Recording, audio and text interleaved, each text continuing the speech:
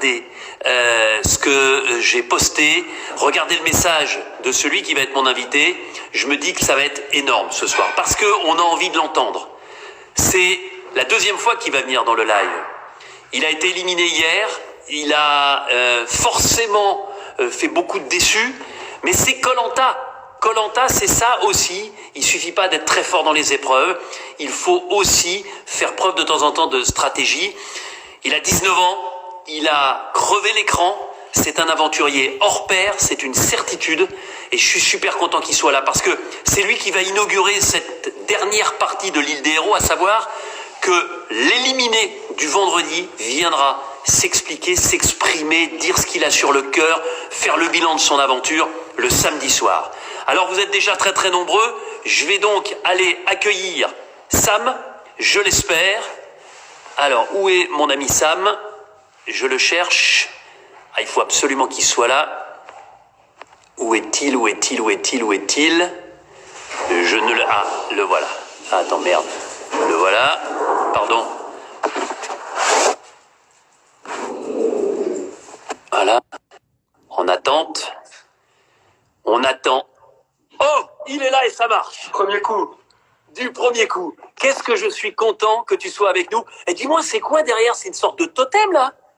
Ça? Non, ça c'est un moai de nid de l'île de Pâques. C'est pas la même chose, mais c'est en pierre que sur l'île de Pâques, dans le Pacifique. D'accord. Bon, je suis super content que tu sois avec nous, que tu aies accepté mon invitation pour la deuxième fois. Tu pourras te dire que pour l'instant, en tout cas, tu es le seul à être venu 2 fois.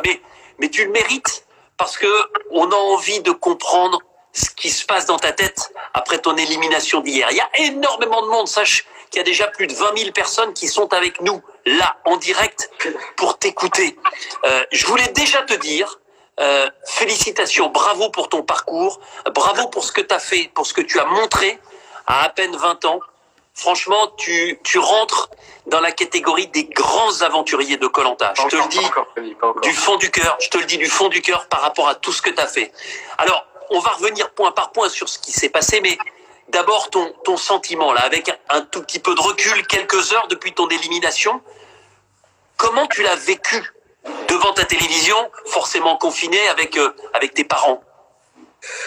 Devant la télévision, en fait, je m'y attendais, donc ouais. j'avais déjà expliqué de toute manière que j'allais sortir ce soir.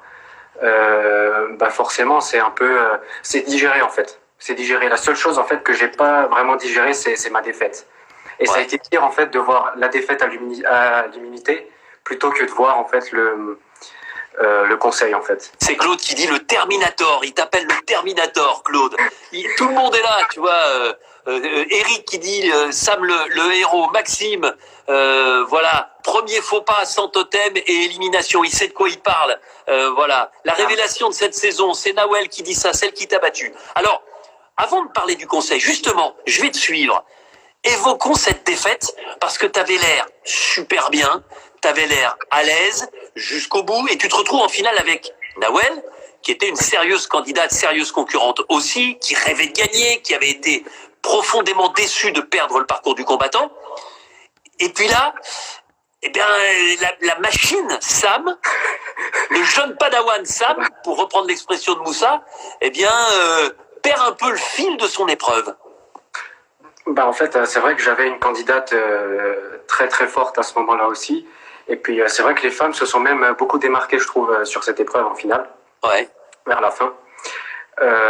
Puis, c'est vrai que c'est une épreuve très compliquée. Et puis, en plein pendant l'épreuve, à chaque fois, j'essayais de me rappeler, en fait, des plus grands aventuriers qu'il avait remportés. Donc, il y avait, je me rappelle, Candice en 2016, Marc et même Théoura. Tiens, tu parles de Candice, elle sera notre invitée demain soir avec Jérémy, okay, à ta place, dans le live à 18h. J'en profite pour le dire. Vas-y, on t'écoute. Et puis forcément, j'avais envie de faire comme eux, comme d'habitude. J'avais envie de copier ces aventuriers emblématiques.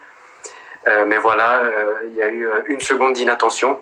Et Nawel a été beaucoup plus concentrée que moi. Ça se voyait d'ailleurs hier, quand je l'ai vue à l'écran, c'était incroyable. Elle avait une concentration. On voyait très bien qu'il était impossible pour elle de chuter, quoi. Et puis là, je glisse, mon pied glisse du taquet. Et puis là, j'ai tout de suite compris que ce soir, c'est moi qui sortais. Alors c'est terrible parce que c'est vrai que tu avais l'air à l'aise, on te voyait sur une jambe.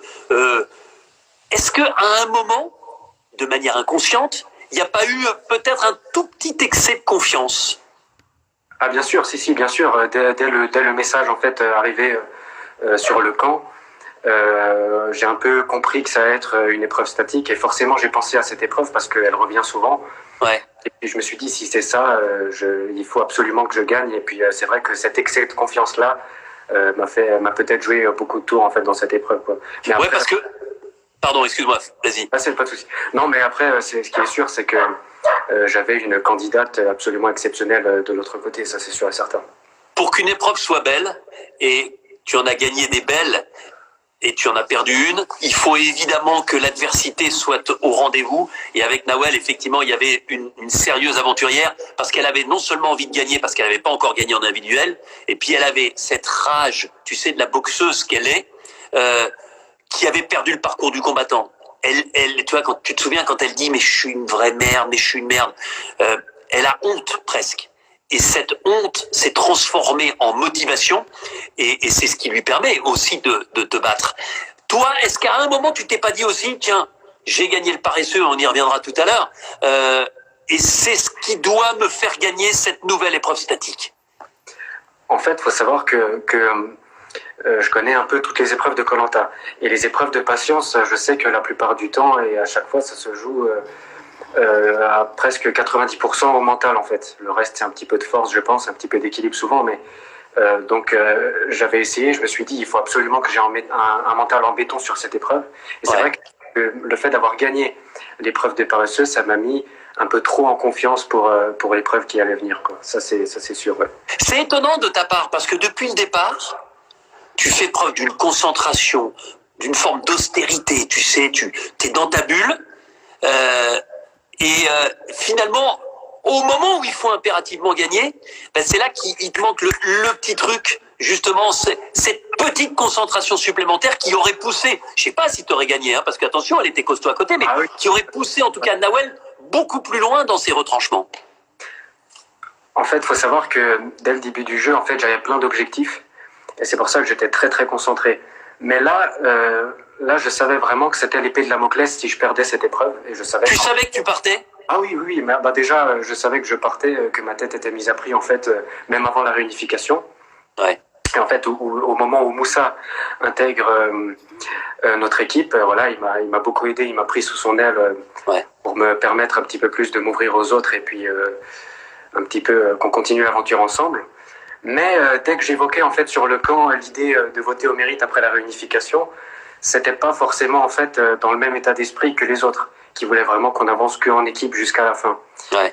Mais arrivé à la réunification, quand j'ai vu que Claude était rouge et que il y avait pas mal de mélanges comme ça, je me suis dit c'est pas possible, je pourrais jamais mettre le nom d'un héros en fait sur le papier, c'est pas possible. C'est pour ça que je suis parti tout de suite de ce groupe jaune. Et puis donc il était impensable pour toi, Sam, de mettre le prénom d'un héros au conseil, quelle que soit la stratégie, quelles que soient les consignes données par les uns et les autres? Non, mais jamais de la vie. C'est même pas imaginable, quoi. Jamais j'aurais fait ça parce que c'est des gens qui sont venus prendre leur revanche aussi et puis il faut en profiter, essayer de. Mais en fait, ce qui est beau, c'est de pouvoir faire les épreuves avec eux. Alors, je sais pas si les autres candidats ressentaient la même chose que moi. Mais moi, quand je faisais une épreuve avec Claude ou Théoura, ou même Moussa, Jessica, Sarah, même les autres aventuriers, mais quand ce sont des héros, c'est incroyable, rien que de participer avec eux. Donc impossible pour moi de mettre ni Moussa, ni Claude, ni tous les héros qui étaient dans le jeu, impossible. Quand je t'entends parler, là, je revois tes yeux qui pétillent, tes yeux qui brillent, et je me remémore une scène incroyable. Quand tu vois les 5 héros, tu sais, vous êtes, vous, déjà en 2 équipes, les nouveaux, et tu aperçois au bout de la plage, les héros, tu identifies tout de suite Théoura, tout de suite Claude notamment. Et là, j'ai l'impression que c'est la magie. Je comparais ce que tu as vécu à ce que pourraient vivre des joueurs de foot si un jour Kylian Mbappé et Zinedine Zidane arrivaient sur le terrain d'entraînement de leur petite commune et de leur club qui est en 5e division régionale. Mais exactement, c'est comme maintenant un gamin qui est fan de foot et qui ferait un match avec Mbappé, Thiago Silva et Neymar, quoi. Donc c'est vrai qu'en plus c'était tellement bien fait quand ils sont arrivés le long de la plage que voilà, c'est quelque chose. Je m'y attendais absolument pas. Donc, Qu'est-ce qui s'est passé dans ta tête à ce moment-là, quand tu les vois, ceux qui t'ont fait rêver? Parce que, et je le dis, t'es né quasiment l'année où on a créé Koh-Lanta, donc t'as grandi avec Koh-Lanta, t'es un enfant de Koh-Lanta. bah oui, carrément. Et puis, non, quand je les ai vus, mais rien qu'en fait de les voir et de savoir, là, je vais faire Koh-Lanta avec eux, en fait. Je vais pas les dire, je vais le faire avec eux. Et puis, j'attendais qu'une chose, c'est qu'ils intègrent au plus vite les équipes pour essayer de les connaître et faire un bout de chemin avec eux. Et puis, forcément, quand on a envie de ressembler à quelqu'un, on a plus tendance à le suivre que des gens qu'on ne connaît pas forcément du tout. Et toi, tu avais envie de les suivre, tu avais envie de te mettre un peu dans leurs traces. Le fait que des garçons comme Claude, comme Théoura, soient dithyrambiques à ton égard, te dressent des couronnes de laurier et te considèrent comme l'un des leurs presque aujourd'hui, comment tu réagis? Non, j'irais pas du tout jusqu'à dire que je suis l'un des leurs parce que c'est des candidats, des aventuriers qui ont plusieurs Koh-Lanta derrière eux. C'est les maîtres du jeu, donc il faut leur laisser vraiment ce titre à leur place.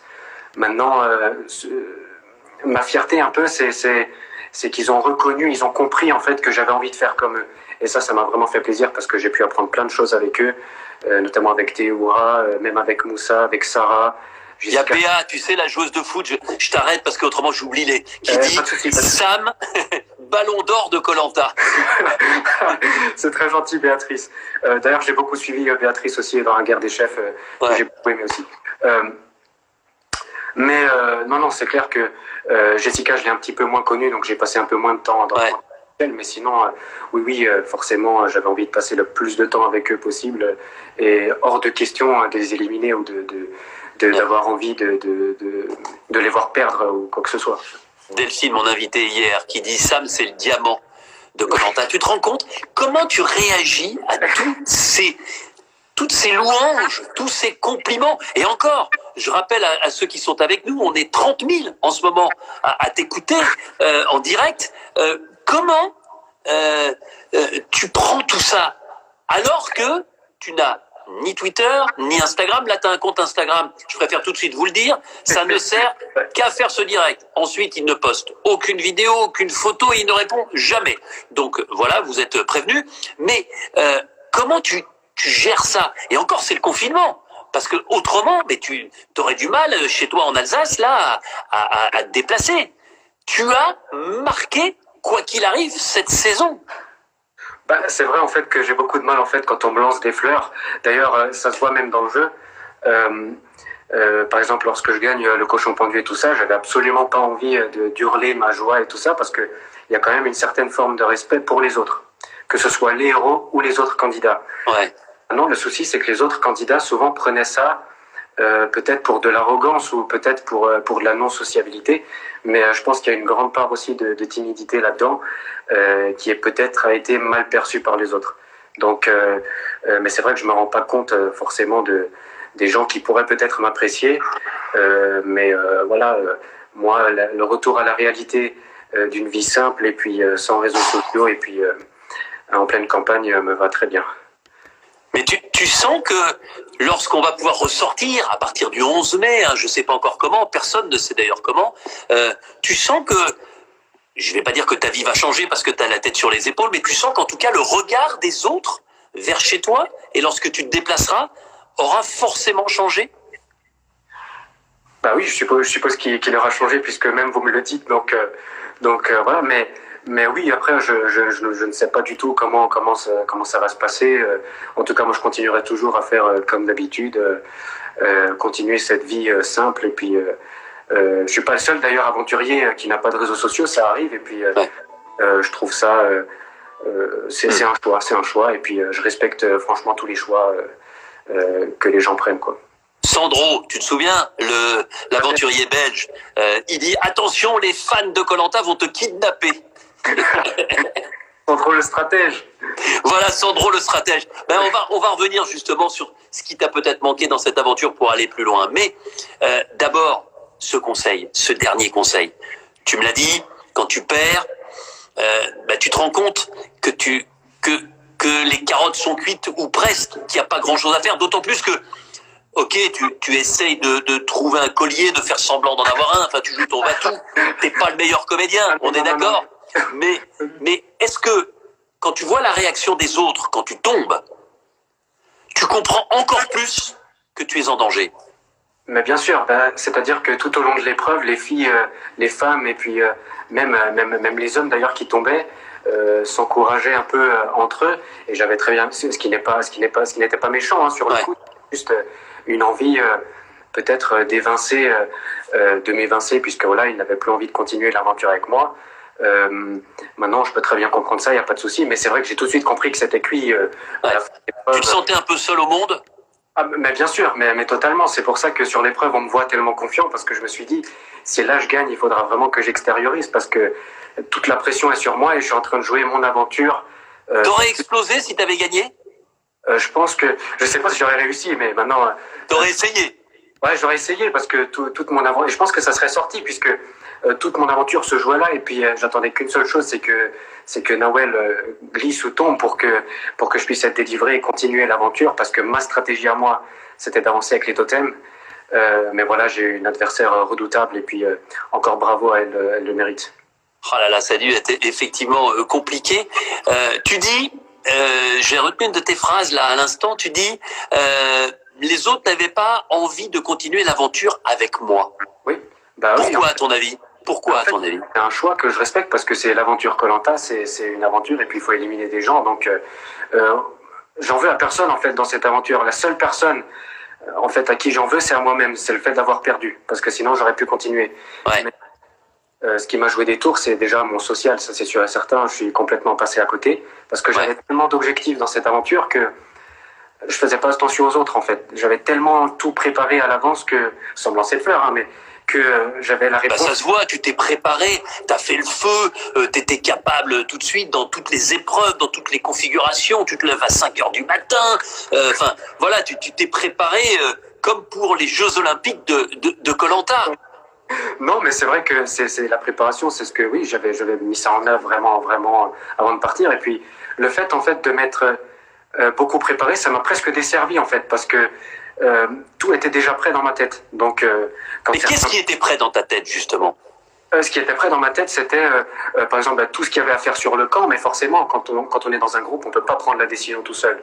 Donc moi je m'étais mis en tête, je vais arriver, je vais faire la cabane, ça va marcher, mais non, parce que d'autres ont d'autres idées qui sont peut-être meilleures, et puis voilà, il faut savoir que ce sont des gens qui sont plus âgés que moi, et puis pas forcément facile de savoir comment se comporter quand on n'a que 19 ans, mais après c'est une belle leçon, une grande leçon de vie même je dirais, et j'en tire une grosse leçon de cette aventure. Est-ce que tu te rends compte très vite, dès les premières heures, les premiers jours, que ce sera compliqué et que finalement ce manque de sociabilité peut te jouer des tours? En fait, il faut savoir que les premiers jours, dès que je suis arrivé sur le campement, je me suis dit, c'est fait pour moi, je pouvais être nulle part, enfin je pouvais que être là, c'est vraiment je suis fait pour ça. Ouais. Par contre avec le social, j'ai tout de suite compris que ça allait, enfin avec la relation avec les autres, que ça allait être compliqué, puisque tout simplement, j'avais une autre vision de l'aventure que les autres candidats, que certains autres candidats de mon équipe, et donc forcément, certains viennent plus pour la stratégie de mon équipe, et donc forcément, certains viennent peut-être que pour la survie ou tout ça. Moi, j'étais venu que pour la